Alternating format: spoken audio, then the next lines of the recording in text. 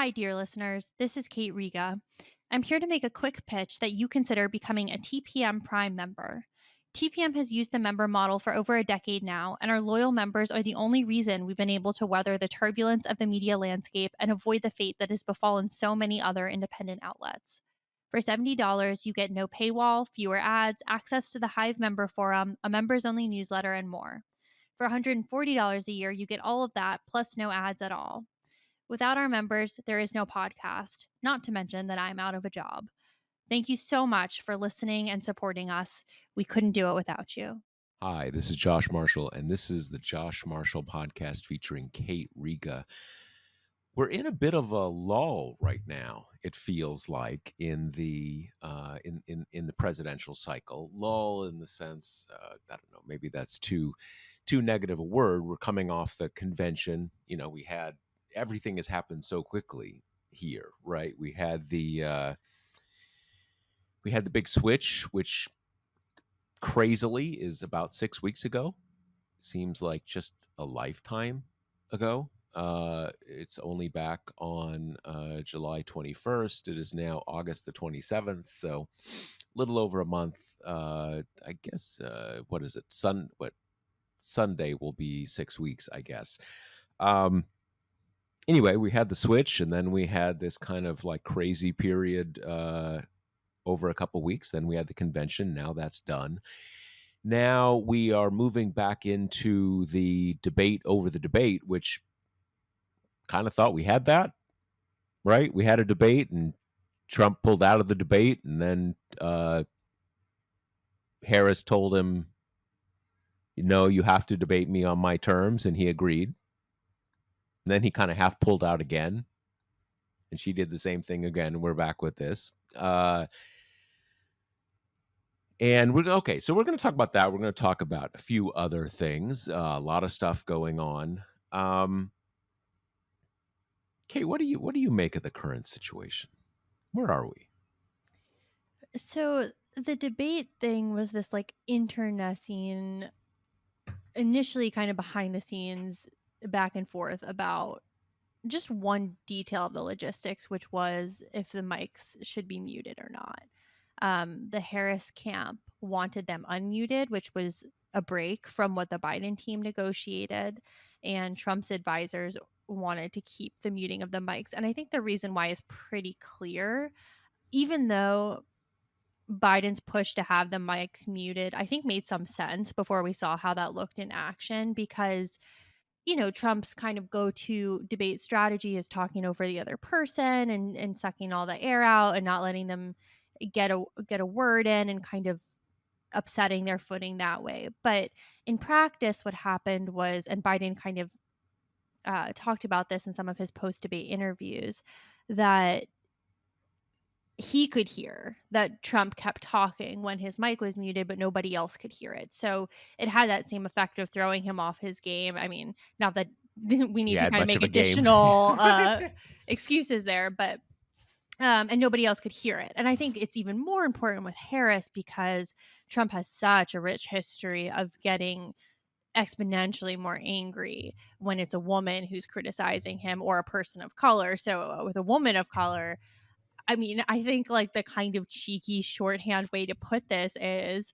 Harris's team wants people to hear if he calls her a slur on stage. And that's only like a slight exaggeration. I think that they see that it's in their best interest to have all of his kind of rage and craziness as evident to people watching as possible. And they also, I think, put more stock in her ability than Biden's to rein him in, right? Yeah, to kind keep of up hold with her him. own. Yeah. And fight back to the extent that it's kind of possible to fight back when Trump is just talking over you the whole time. And I think they also like the idea that, say, worse comes to worse, and that's what happens. He does talk over her the whole time. Traditionally, that hasn't come off great. Like, people tend to think that he is bullying and rude, and it kind of makes them like uncomfortable to watch that kind of behavior. So, it kind of all upside from the Harris camp on, putting Trump unleashed up on the stage. Yeah, I mean, I think the overriding point you make is exactly what I think the Harris campaign thinks, and is what everybody who runs against Trump should be thinking, not just in debates, but kind of across the board. That you want people to see what he's like. The whole move we have had over the last, I don't know when you want to date it from, don't amplify him, don't give him more oxygen, all this kind of stuff, which I've just never agreed with any of it. Uh, because as we have discussed before, his people have platforms and channels where he's going to get through to his people. So what you're talking about is lowering the volume of Trump for the normal people, for lack of a better word. And look, we would all like to hear less from the guy at some level, but we're in an election context, and people need to know what's on the ballot and what's maybe coming down the pike. And I think your your more general point is accurate, that the Biden people clearly were not as confident he was going to be able to keep up with Trump, right? If he's going to get all weird and stuff. And I don't think anybody thinks that Kamala Harris is going to kind of retreat into a shell and be sad if Trump is mean. I mean, it could get ugly, and that would be sort of one strategy of Trump's, just to make it a mud fight and kind of drag her down to his level. But everybody, people get what that's about. I mean, it seems to me, though, that there's, on the one hand, it seems to me you've had a couple different issues here. On the one hand, you've had this kind of technical disagreement between the campaigns over this thing about the microphones, which is pretty nitty gritty. Meanwhile, you have Trump keeps trying to get out of the debate altogether. Or if he's not, I think they realize at this point he can't get out of this debate, even if he wants to. But what's been very interesting to me is the way he keeps thinking he can do the old thing, which is come in on one sort of not slow news day, but average news day, kind of throw a tantrum. I'm not going to go to the debate. Ah, da da da da da da da da da da da. And suddenly everybody's going to, whoa, what is he doing? Everything is uncertain. How do we, what do we do now? And when he did that, he announced this in I guess a Truth Social tweet or whatever. When he said, the fake news, ABC, yada, and stay tuned. And it just struck me because that stay tuned, that's the old Trump razzmatazz. Like, you don't know what I'm going to do. Stay tuned. It's going to get weird. Whereas now I think everybody's like, dude, no, like no one gives a fuck. No one's going to like beg you to be in this debate. So he had to kind of come back in and just agree to the debate all over again. And to me, it's interesting that, again, you have this uh, narrow and technical issue where for once it was actually Harris's campaign who was trying to fiddle with the agreed upon rules from back in early in the summer, May or whenever that was, whereas Trump is still trying to get that footing, but it's not working in the same way that it used to. So the mic thing seems to be basically settled because Trump got asked about it at a press conference and he was like, yeah, whatever. I guess I'd prefer them to be on. So kind of undermining all his advisors and putting that to rest, it seems. Well, Um, didn't he say yesterday? I thought he said yesterday. He like tweeted yesterday again on Truth Social. I'm not going to say this truth nonsense. He tweeted again yesterday, like, okay, now we've all agreed now, and they're going to be off. But then the Harris campaign came back and said, no, we haven't agreed on anything. What are you talking about? So okay. I, it's like there's another. They're back to uncertainty, or we don't really know what the agreement is. I guess who And knows. then the bigger picture on this, which people keep asking me, if the debate is actually going to happen. I think it's an interesting question because right now you could make a really good argument for why it behooves both of them to participate, which is why I think it's likelier that it'll happen. Because for Harris, there's still the matter of people want to get to know her, right? And voters still really don't. And so if she kind of goes, holds her own with Trump, can punch back when he punches, that'll go a long way. Also, because of course you have the kind of sexism level on this, right? Which is she tough enough? And that translates in all kinds of ways. Is she good on the economy? Is she good on national defense? Like those kind of questions tend to just be stand-ins for, is she a pseudo businessman who can hold her own against the dictators, right? So she's got that. And then also, she's a prosecutor. She's an able debater. Like this is not outside of her wheelhouse. So you've got all that for her. And then for Trump, I mean, you can argue that his support hasn't slipped since the candidate switch, but the Democrat support has certainly skyrocketed. And while those things might be technically different, it translates for him as a loss of momentum. He might not be technically falling behind in the polls, but he still is, because even if your in relative competitor is terms, just he making is. up ground.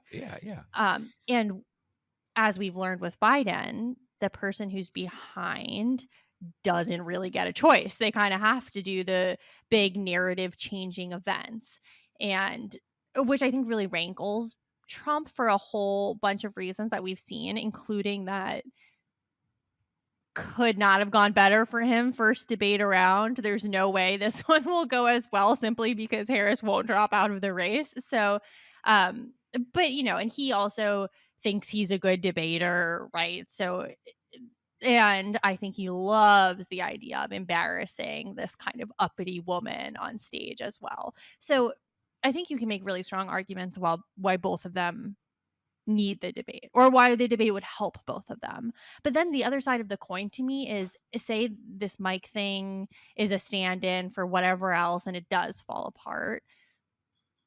Also doesn't seem catastrophic to me. Like I think that Harris doesn't need it, right? I don't think Trump necessarily needs it either, to be honest. Like right now, this race is basically a tie, right? You might give Harris the small edge, I but think that's right. A tie with a small edge for Harris. yeah. But with Biden in the debate, as disastrous as it was, he needed it, right? I mean, things were not good and were not getting better. And that's a point at which you need to run a big trick play or something. Kind of, you have to shake up the way things are going. Not as much the case this time around. Yeah, I think that well, I think Trump needs it much more than Harris. I don't think Harris needs this debate. I think she would like this debate. I don't think she's afraid of this debate. But let me step back a bit. Trump may not absolutely need the debate, but I don't think he can be perceived as running away from the debate. And what we have seen so far is multiple attempts on his part to either get out of the debate or threaten to get out of the debate to try to dictate terms. And that is the standard Trumpian power play that has always been at the center of his politics. And because of her position in the campaign and just characterologically who she is, she's not gone for that. So I think that that just, if he were in a stronger position, he could play those games. He's not, and I think that, again, I continue to think that a significant part of the surge of momentum and confidence in her that we saw in late July and that has continued, more or less continued until now, had more to do than people realize with the fact that right out of the gate, he tried to get out of the debate. So basically, Trump himself was saying, okay, I don't know if I want to face her in a debate. And people saw that and they reacted to it. It's certainly true that, people who don't pay a lot of attention to politics, who are kind of who everybody's fighting over, may not have watched that closely, the sort of the ins and outs of who's saying what about the debate, but journalists did. They picked up on that cue, and Democratic partisans did, and they picked up on that cue. So I don't think he can afford to run away from it. So I'm pretty confident there will be a debate, and that it'll be on her terms, or at least the terms that she inherited. Yeah. And in terms of, looping back to what you just said about how the polls have been good and maybe it's because of this debate thing, we have had a fairly significant change in one aspect of the projections of this election, which is that, Cook Political Report and then Sabato's crystal ball at the University of Virginia both, well, I think the latter was just the gubernatorial race, but both basically re-examine North Carolina, and Cook Political Report shifted both the gubernatorial race and the electoral race towards the Democrats. And that's a really big deal because, I mean, if Harris wins North Carolina, the fat lady has sung. That is the ball game. There is no world where Trump can lose North Carolina. Absolutely none.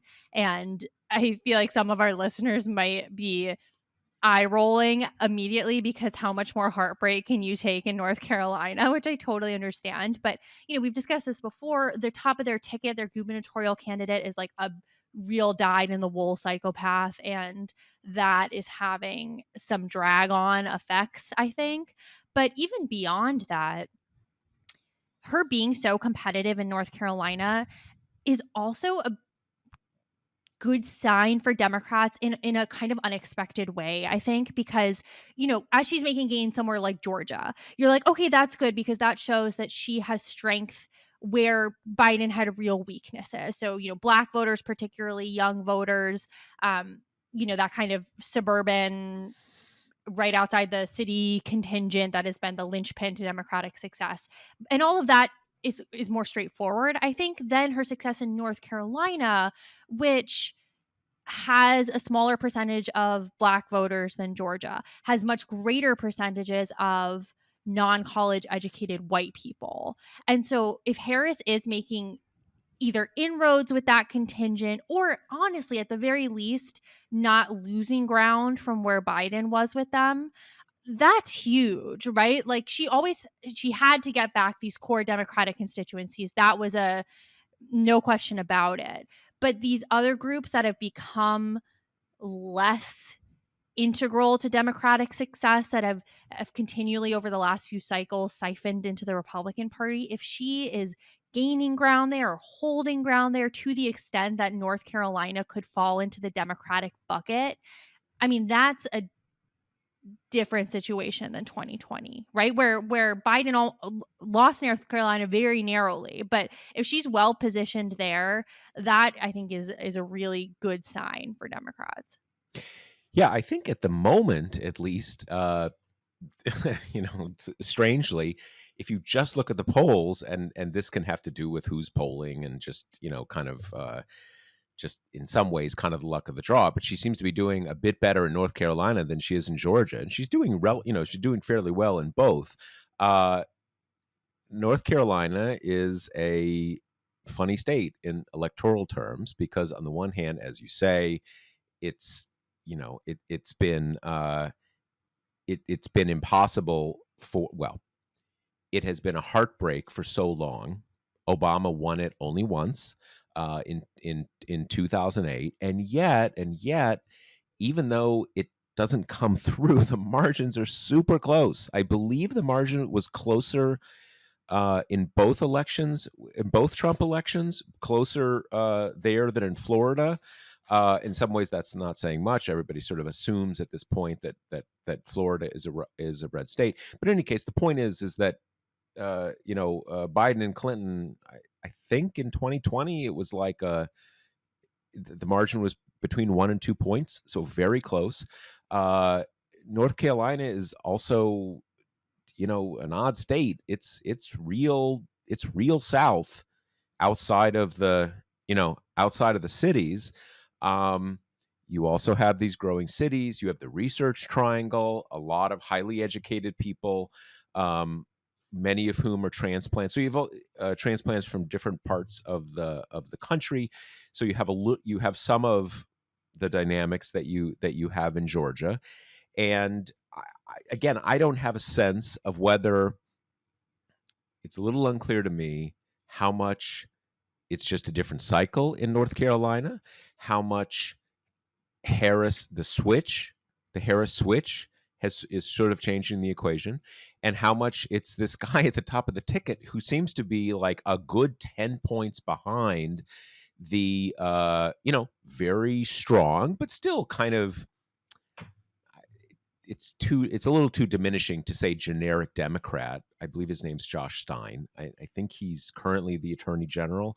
But in any case, the point is that he's not like a historic figure. He's the sort of the next candidate, and they just have this sort of wild man on the Republican side. But you're running. If you have the governor, the governor candidate running 10 or more points behind, dramatically underperforming in a state where the margins are only 1 or 2 points, that's going to have an effect, right? So Yeah. that's real.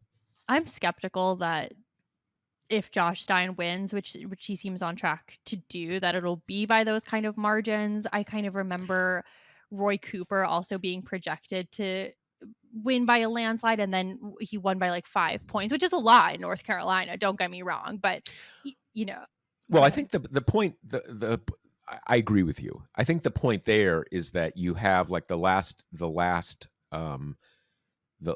poll that I saw had like Stein 49, and was it Johnson? Not Johnson. Robertson. Robinson like 37. So clearly there's a lot of missing votes there. This is not a three-way race. I guess there may be some third-party candidate race, but when you see that and the probable winner is only at 50%, yes, it's not going to be a 20. It's not going to be a 10 or 20 point margin, but as you say, it doesn't have to be, and so that delta.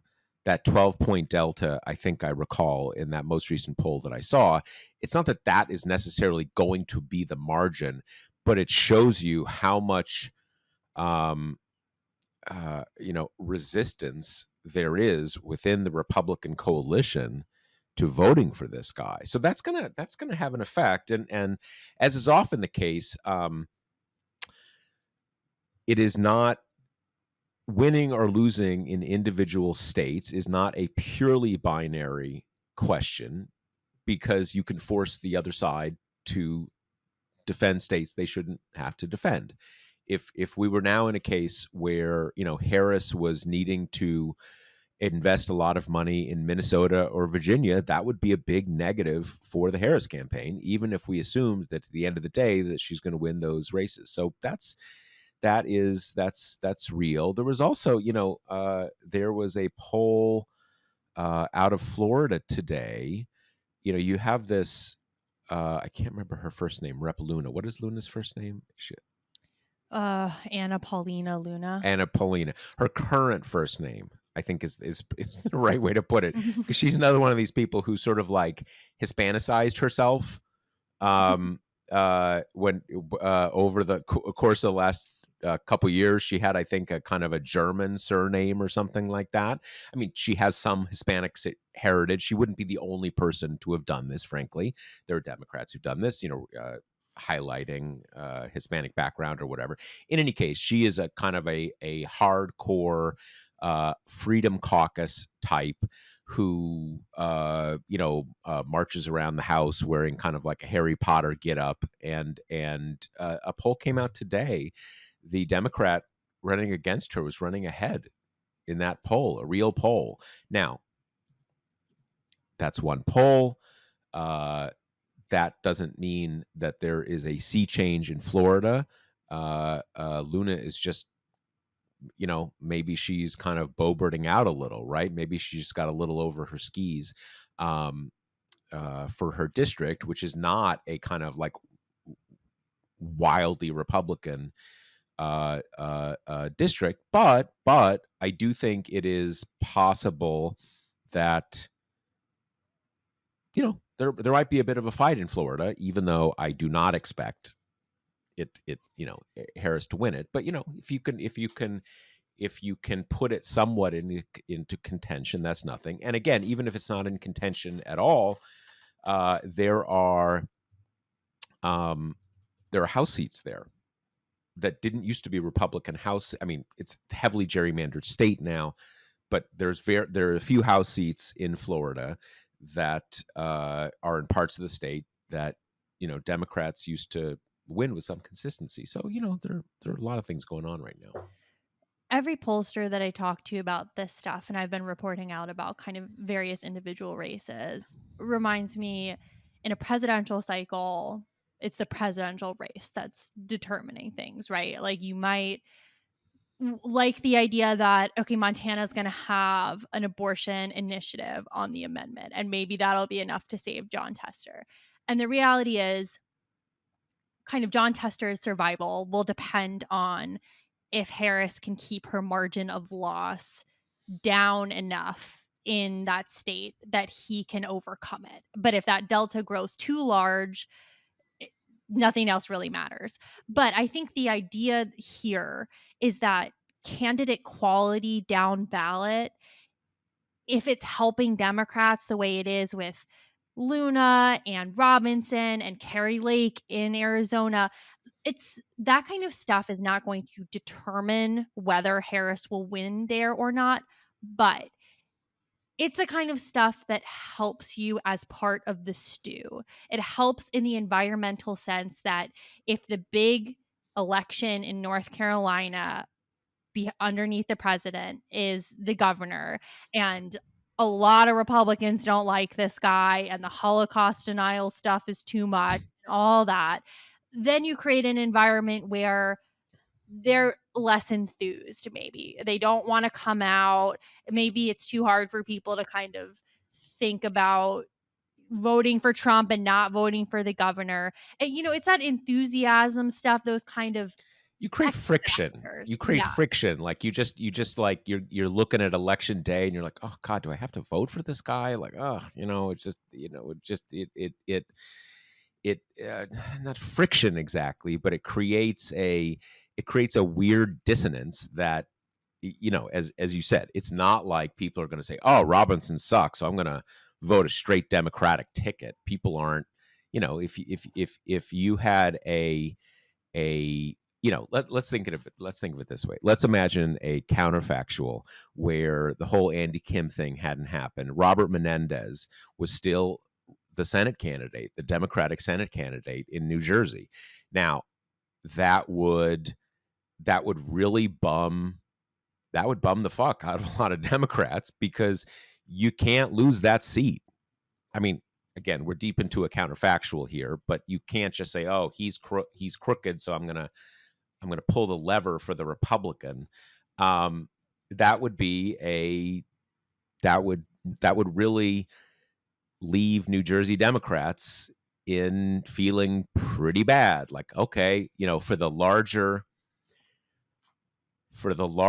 goal of holding a Democratic Senate, I've got to vote for this guy who's like a total crook.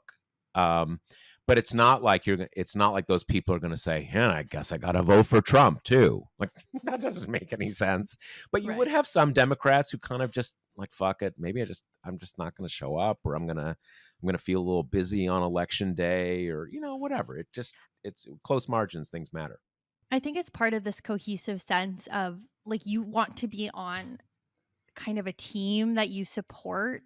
And so if you're an Arizonan, you can be like, I'm excited to vote for Harris, and I'm also excited to vote for Ruben Gallego, and I'm amped to be a Democrat, right? To pull that lever and get my I voted sticker. And just, in the general, you want your camp to feel like that, and not to feel, I guess I have to vote out of the sense of obligation because of those knock-on effects, right? In a marginal election, you need enthusiasm. You need people to come out. Maybe that person who's super excited about Harris and super excited for Gallego also, door knocks and writes postcards and does calls. Like, all of that is part of this greater kind of environmental atmosphere. Your turnout members of your family. It's just there's Right. just all these things that figure in and that are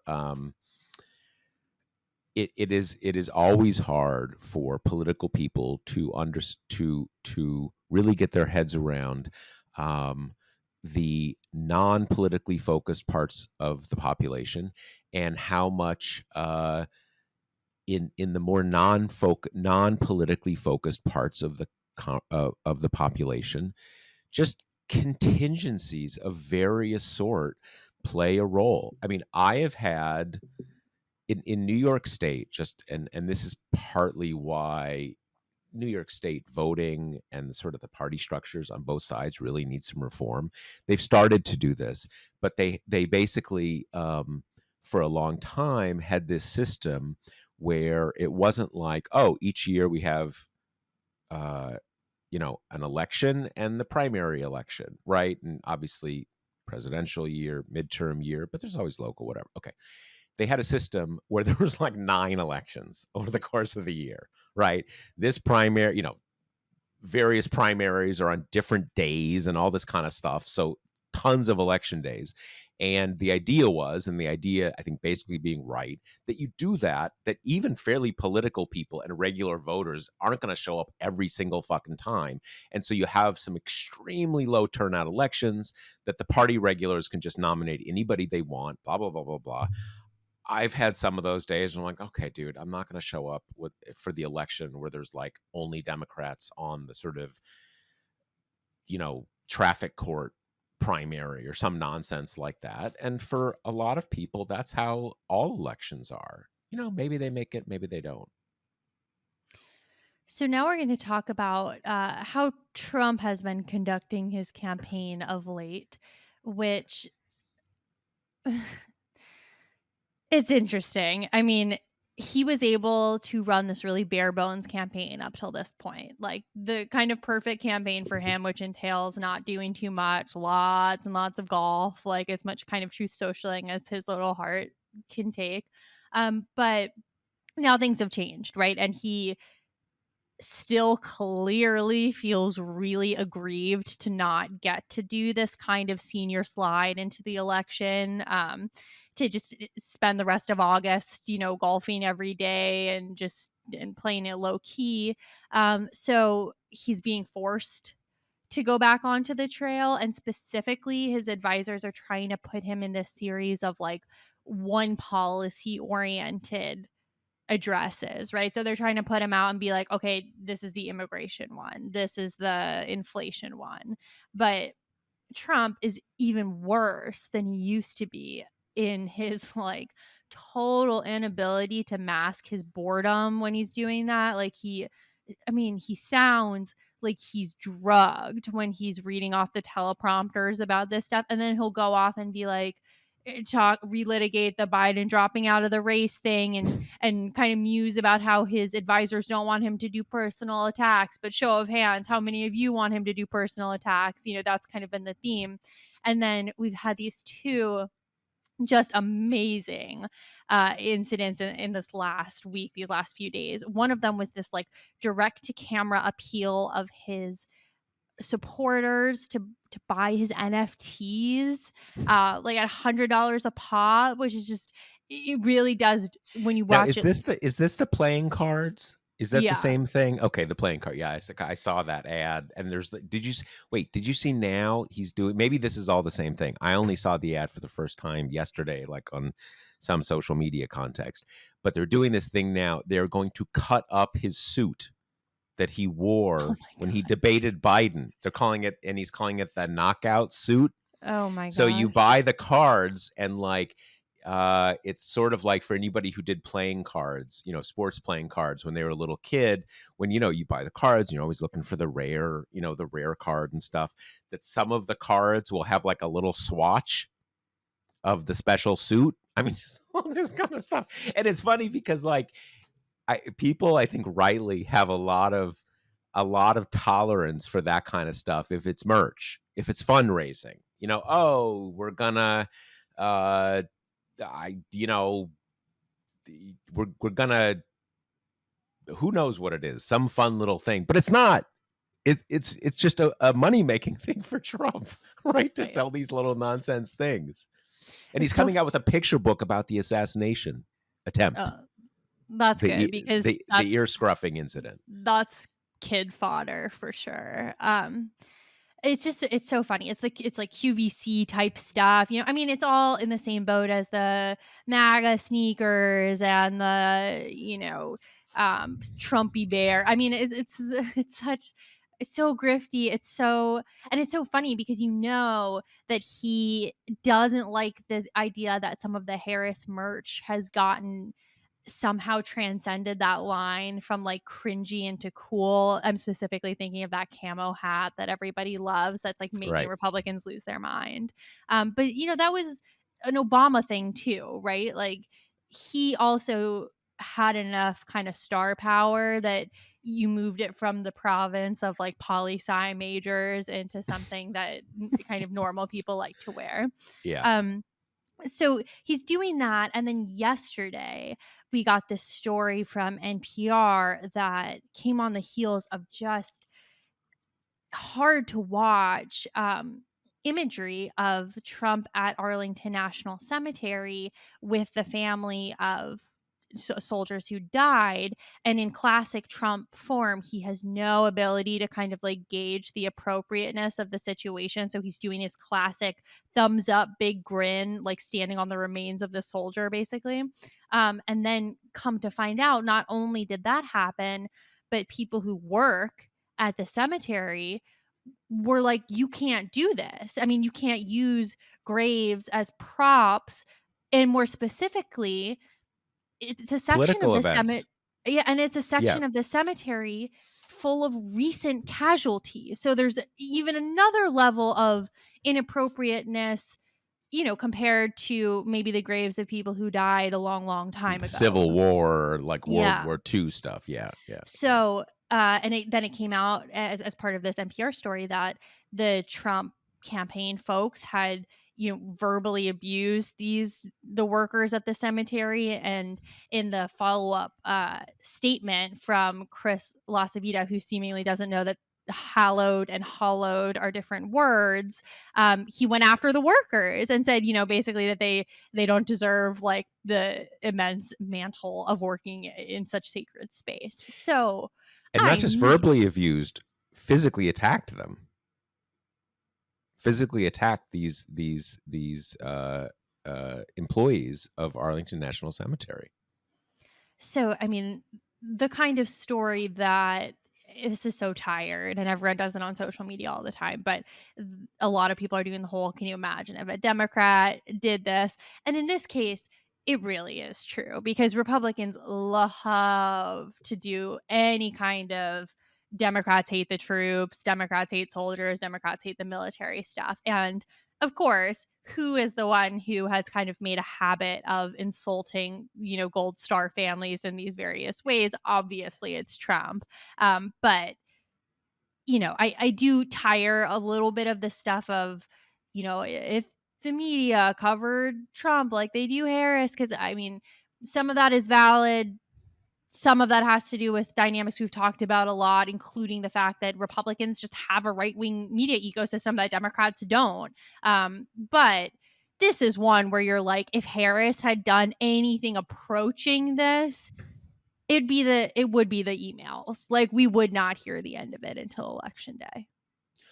I do think too, when so the initial thing is here, they wanted to do this a kind of faux version of what we see every year for the incumbent president, where they lay a wreath at the tomb of the unknown soldier on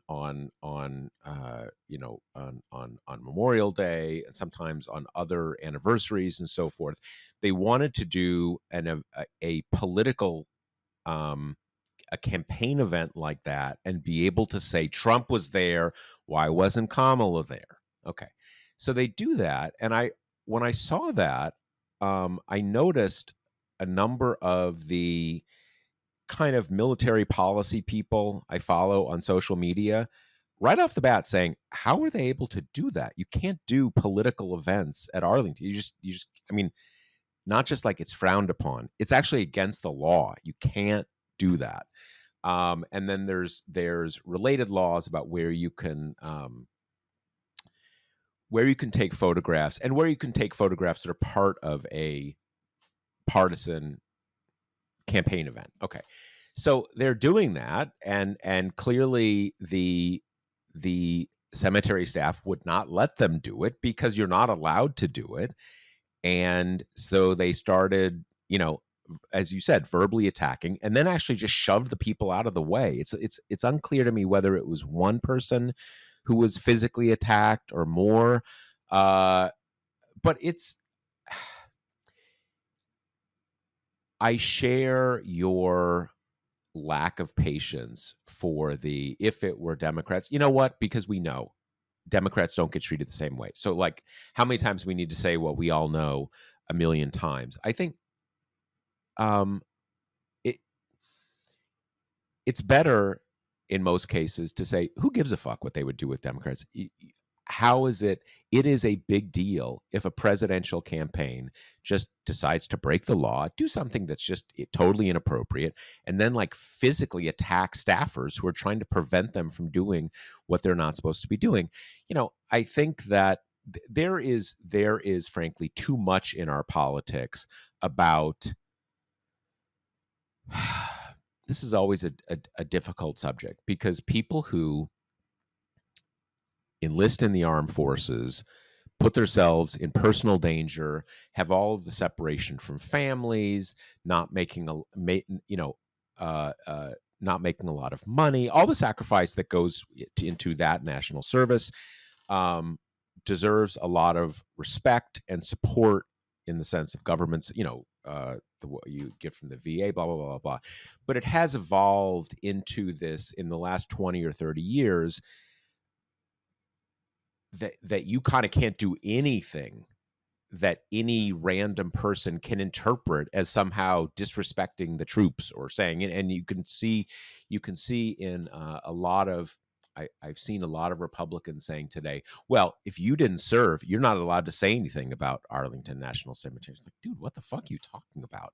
This isn't like a kind of a military state. I mean, there are these two tendencies in American society and American history, and what has really been submerged in many ways because of the vast growth of the military establishment after World War II.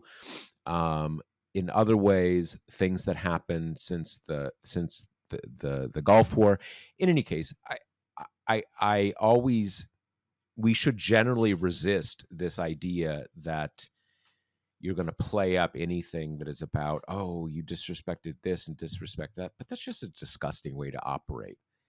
You shouldn't you shouldn't hold a campaign event at a cemetery. That's just not right. And that's clearly what they did here. Again, it was designed to be a gotcha about Harris. Why isn't she at the thing? Well, there is no thing. This isn't like there's an annual remembrance for these 13, I don't think they were all Army, so 13 members of the military, probably Army and Marines, who were killed during I think it was mainly in that one explosion at the perimeter of the airport.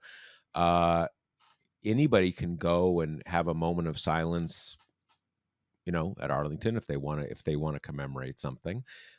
Trump wasn't there in 2022 or 2023. He went there to this because it was a campaign gotcha. And so it shouldn't have happened in the first place. And the idea that they actually got into like a physical skirmish with the employees who were just trying to kind of like have them follow the rules is shocking. And I think you just mentioned that, I mean, first of all, I think his name is Stephen Cheung, the Trump press guy, first of all said, well, obviously the guy was having a mental health episode. Like, what are you talking about? You're like, I mean, this is like ugly, defamatory stuff. And then Chris LaCivita like says the person is a disgrace. And I mean, the predation that is at the heart of Trumpism that you question Trump, you do anything that gets in the way of him doing anything he wants,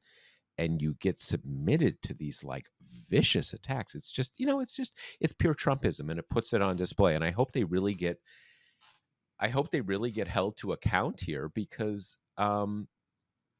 not just because it would be politically advantageous for the Democrats, but because this kind of behavior is disgusting and It's should be held to account. the pieces you just said about going after the employee is also so additionally distressing to me because in DC we have a lot of spots like this, memorials, cemeteries, areas of great non-religious sacred importance, and that the people who work at the cemetery feel the weight of that heavily. The fact that their job is kind of safeguarding the resting places of people who died for a cause bigger than their own. And so yeah, just the idea of going after this person like that, saying, oh, they're crazy, oh, they're a disgrace, it's just so ugh, it's so unseemly. It's so classic Trump, but this one is it's just particularly loathsome. Yeah, and there's, I doubt they have to deal with this very often, but it goes without saying that the employees of the cemetery frequently have to deal with very distressed people. I mean, it's a cemetery, right? I mean, even for people who were buried there 50 years ago, you still have relatives and descendants and everything. Obviously, you have uh, uh, many people who were buried there, from the long Iraq War, the Afghanistan War.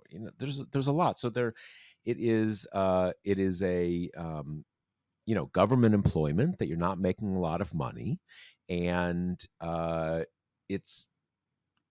I think you are 100% right that those people feel a lot of sense of ownership and investment for the grounds that they are tending, and the role that place plays in saying American national mythology seems kind of diminishing, but just in sort of American civic religion.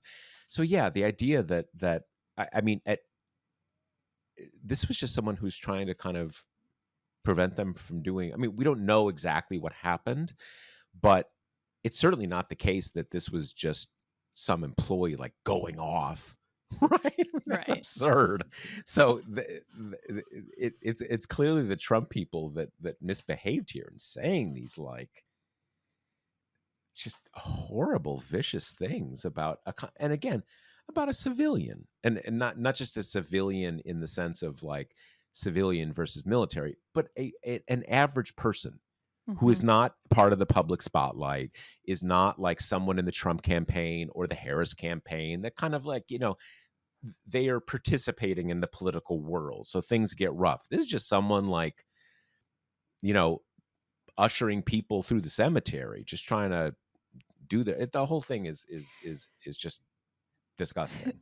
Who, and I don't want to go overboard, but who also was trying to stop one of the presidential candidates from doing this. I mean, that also takes some chutzpah, like Yeah. that's a Yeah. significant person who kind of comes with this big retinue, and it kind of, by all accounts, putting their body on the line to say, this is so disrespectful, you can't do this. I don't know. I mean, that sounds pretty brave to me. Yeah, no, absolutely. Well, this is actually why I thought the thing had happened in the first place, because again, everybody knows this isn't allowed. But you've got Donald Trump coming in. He's Donald Trump. You're going to create a big bar for people who wants to be able to say, be the one who has to say, you can't do that. Can you leave? Can you stop doing that? No one wants to do that. Plus, he's a former president. So people probably feel like, well, doesn't that mean he's kind of still more, kind of still president? Maybe he can just, because presidents can do this, and that's not political because they're, as you said, it's. I just assumed that they had showed up and done it because they wanted to. But they had to get physical, which is just, just mind-boggling. Crazy. Yeah. So we're going to end on the big breaking sirens news that Harris is agreed to do an interview. She's doing it with Tim Walz, which I know I just kind of poo-pooed some kind of media criticism, but the media criticism around this, I think, have been abhorrent. And I've seen straight journalists, straight news journalists saying, well, big missed opportunity to not do this alone, to do it with Waltz. Like, it makes her look weak, even though it's quite traditional for tickets to do, especially these Almost a rule. The big first early interview, ones yes, first interview together. after the vice presidential selection is a joint interview. I'm not sure if it's universal, but pretty close. And it's funny because the only reason it's like it's being treated as odd, and I think if you listen to what people are saying, they're actually saying, yeah, but we've been saying for a while that she has to do an interview. So doing this interview now with him is super weird because we were already saying it was weird. Like, okay, like you're just lost in your own little internal, like, in your own little head game and everything. I mean, And go ahead, sorry. it comes across just so sexist, right? People being like, oh, what, she needs the man to be there with her to do it, even though like it's clearly a better argument that when Trump did his with Pence, Trump was going in specifically with a minder. Like, Pence was there to keep Trump from kind of going bananas. So, if anyone has used their VP as a crutch, it's not going to be Harris. But my hope now that she's doing this is that in the next 24 hours, 2 days, her campaign announces a bunch of other interviews. And we've talked about this before. You could do, the non-traditional stuff, like Tim Walz just did that subway interview thing where the mini microphone is clipped to the subway card, and he talked Right, about the right. importance of cleaning gutters and stuff. You also have, people are saying that they should do hot ones, right? And like podcasts go into that bucket of non-traditional. You also, I think, she needs, and I'm sure she will, do local stuff, right, with the papers in the swing states. But I do hope that she kind of like unveils more of them, and to the point that you were making, does not fall into the trap of the constantly moving goalposts. Like, we said we wanted her to do an interview. Well, now it's not a solo interview, so that doesn't count. And the exact same arguments would come out if, say, she decided to do her first interview with us or with Rachel Maddow, right? People would say, well, that is a progressive news outlet. That does not count, right? I mean, there's going to be constant moving of the post, and if she doesn't get pushed or doesn't answer sufficiently on one thing, there's going to be, well, now she has to do a whole nother interview just on Israel Gaza because that wasn't I hope that she just, like, to some degree, she should do interviews, right? We need to see that she can field questions and be nimble in real time, and I have no doubt in her ability to do that. But I hope that they continue not to get hemmed in by this, like, constantly moving expectations of the chattering class, and that they kind of, spread her out through all different kinds of interviews. And, here it is, they're doing their big CNN one, like, here you go, national media, right? And then kind of diversify the portfolio from there also, so that this one interview does not take on a mythic importance. So if she messes up in it, it's not like a huge, end of the world story, kind of similarly to how Biden's interviews were after the disastrous debate. It felt like, oh my God, is he gonna mess up? All eyes on this interview. And I think she can diffuse that by rolling out more than one. I do think I partly agree with you on this. I do think that the language that people are using, they're sort of grafting it from the post-debate Biden stuff. And when kind of like that doesn't make any sense at all, like she has to do a lot of these interviews. Like, why? I mean, why? I mean, people don't. That's not like a really common thing that presidential candidates or presidents do a lot of sit down network TV interviews. Totally. That's actually not a thing. Sometimes uh, Trump does those, not usually with the network people. He does it with Fox. No, that's because he likes to do it. He likes to hear the sound of his own voice, right? He kind of it is a way to it's like the Donald Trump version of a fidget spinner, right? It keeps him like centered or whatever because he's got some, attention deficit issues. So yeah, she should do one. She should do it with Waltz. I mean, I guess the only counter that I have is I don't disagree with you, but I have a little more resistance to getting into sort of adapting to these demands, right? I take your point, and I think it is a good point that you don't want to get boxed into a position where the other networks are like, the lead story at the ABC is what is going to happen in her CNN interview. Will she address this, that, and the other? You don't want to you don't want to create like a bad buildup in a way. So I agree with that. I think they should do what they think is working for their campaign. And the big issue I really feel like with Democrats more generally is they need to get more comfortable with running against and criticizing the media, because the media has all sorts of problems. In all eras of American political history, no one is ever like, oh, go media. Yeah.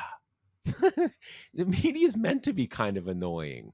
We're all running up and sticking microphones in people's faces and asking gotcha questions. And that's natural, right? The media is supposed to be kind of annoying. The problem is when Democrats, for a mix of different reasons, some of which are kind of good reasons, get into this reflex where they're like, okay, yeah, I should do a lot of sit down interviews because I say I believe in freedom of the press, so I should sit down and do an interview with everybody. Well, that doesn't make any sense.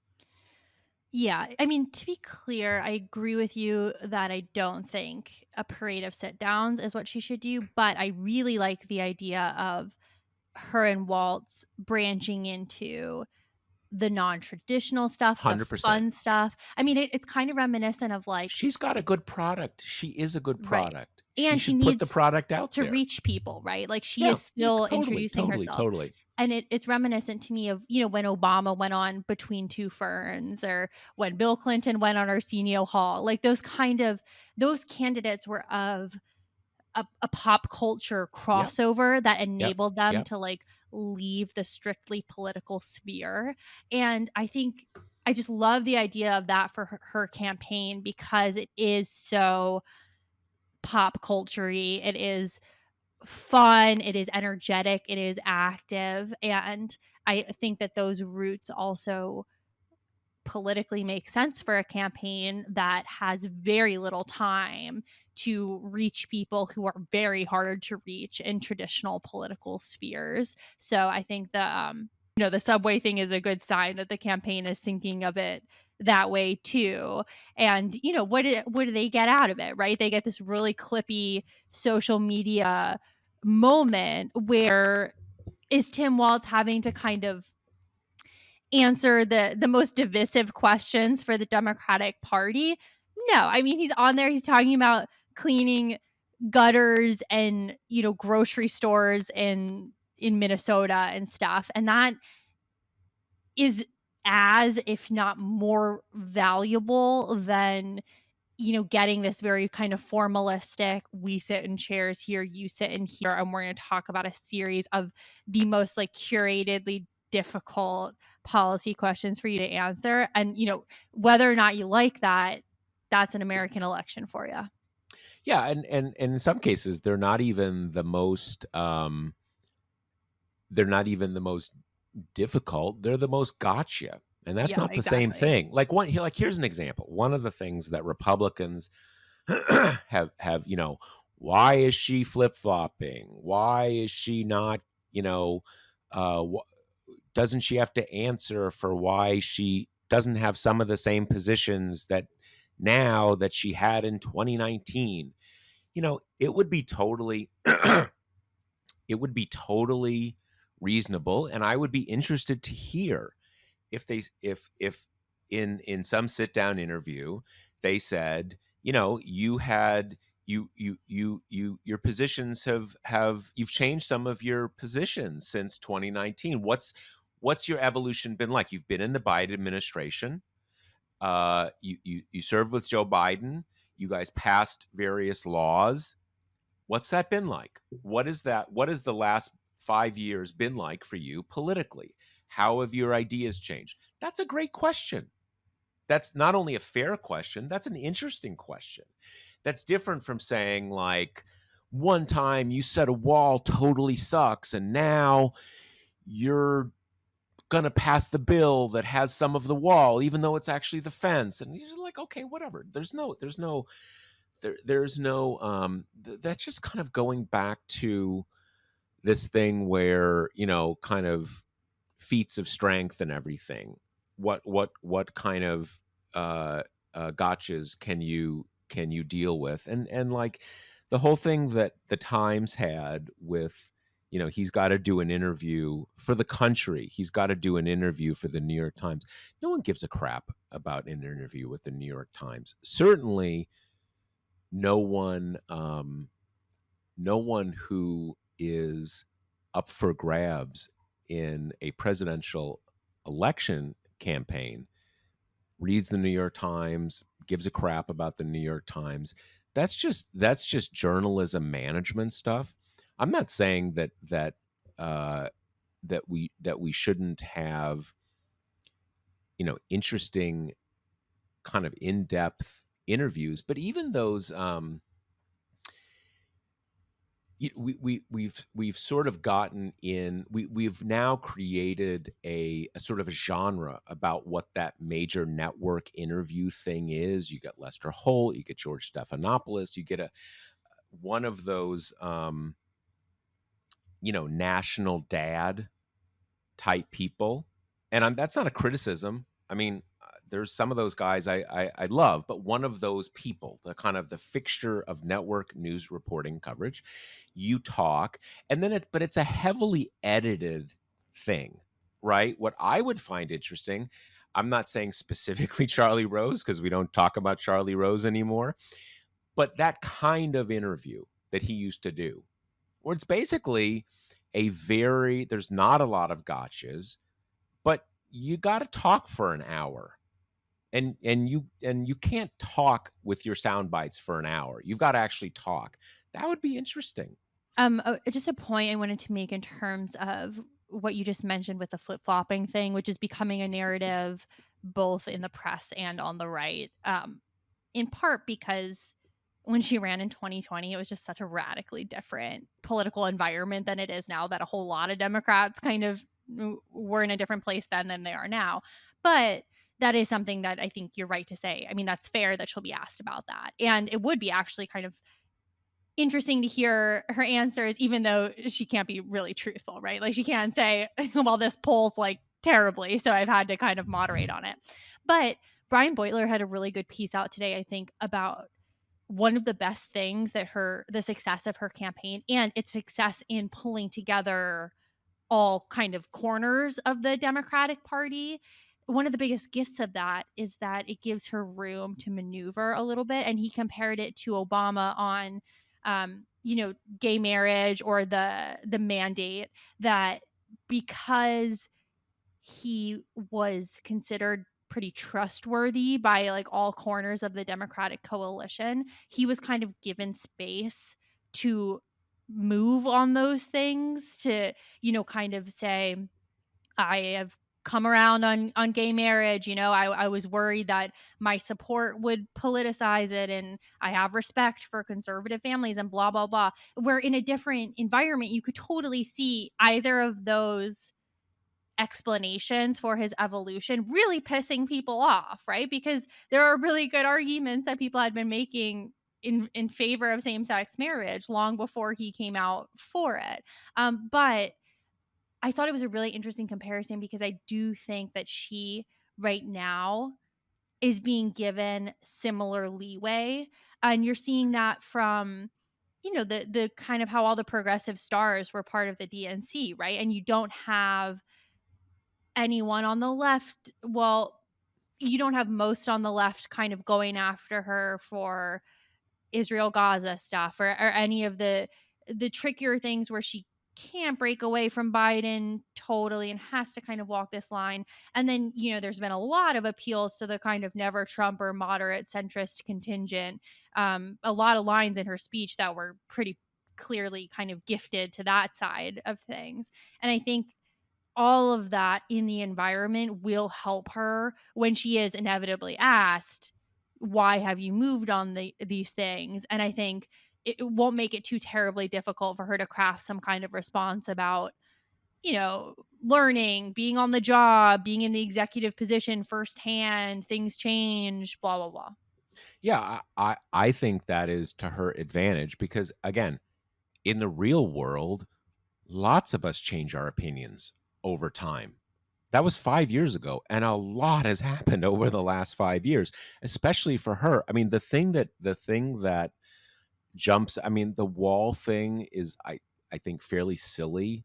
The thing that jumps out to me is when she proposed like her version of Medicare for all back in 2019, and I mean, my read is that she regretted that within about a week of doing it, and it was actually something that lost a lot of my confidence in her in 2019, not because I disagreed or agreed with the policy, but because in my mind that was an example of, you need to think 5 or 6 steps ahead before you jump on some policy bandwagon. Because I think she jumped on it, and then everybody was like, "Whoa, what are you going to tell people who now can't, are going to lose their private insurance because blah blah blah?" And she's like, "Oh, guess I didn't think about that." She was a different candidate back then. I think she has a really good answer, which is that I've been, I haven't been president, but I've been in an administration. We're expanding Obamacare. That is the path forward. That is what we're going to do. That's a good, I mean, you'd have to flesh it out, but that's a good answer. I served with Joe Biden. Joe Biden and Obama created Obamacare. We are incrementally increasing access. We want to increase it more when I'm president. We have our own history in the United States. A lot of people have their private healthcare plans that they want to keep. We want them to keep them, blah, blah, blah, blah, blah. It's just something in this weird thing in American political culture where if you ever change your mind about anything, you're a hack and a phony and a hypocrite. But again, that's not how the real world works in politics or outside of politics. I do wonder if the potency of that line of attack will be at all weakened by the fact that she's running against Trump, who flip-flops on even like totally unimportant things on kind of a daily basis, but has curated within a single news cycle sometimes. Right, sometimes within a singular press conference, but Yeah. has curated this kind of, cult of personality that when he does completely reverse his position, either his followers kind of explain it away, or that becomes their position too, Like, or you were so right to change your position. right. Why didn't I change my position sooner, anticipating Exactly. your greatness? Yeah. So, he's never punished for that. And there are just so many plentiful examples that I do wonder if that kind of blunts that weapon. Yeah, I mean, we'll see, and I will say that I've seen a few people overplay this in reaction to the convention and everything that happened over the course of August for Harris. But I do think one thing that Harris and Walz are, one thing they have done very well is been much more direct about ways they attack the Republican ticket. And what I mean by that is not doing cutesy stuff, but saying like, wow, you want to ban abortion? That's totally weird because every woman should have the right to get an abortion. And period. Right? You guys suck. We want to make abortion access. We want it to be accessible. If you want to, blah. Not this kind of like, we want it to be rare and safe and like, yes, we also know that many people think abortion is gross and we understand that you think it's gross. Just like you want to ban it, that sucks. Enough of you. I think there are other openings for this Democratic ticket to just be more direct and get the benefit of being direct and be able to say, you know what, I've decided that, and again, I come back because it's just something I think in terms of Obamacare versus Medicare for all. I did support that. There's a lot of good things about it, but having been into the administration, I have decided this is a better path forward. And I think people hear that and say like, okay, I want people to be able to change their minds. I think that's a good thing. I hope in whatever these trials of strength that our betters have determined for her, that she will avail herself of that possibility. I guess we've covered all of our grab bag territory. That's right. All right. Anything else? Okay. See you next week. Later. The Josh Marshall podcast is hosted by me, TPM reporter Kate Riga, and TPM founder, editor-in-chief Josh Marshall. The show is produced by Jackie Wilhelm. Thanks to Why Not Jansfeld for our podcast theme song, and thanks to all our TPM members who make this possible. Rate and review us on Apple Podcasts, and subscribe wherever you listen.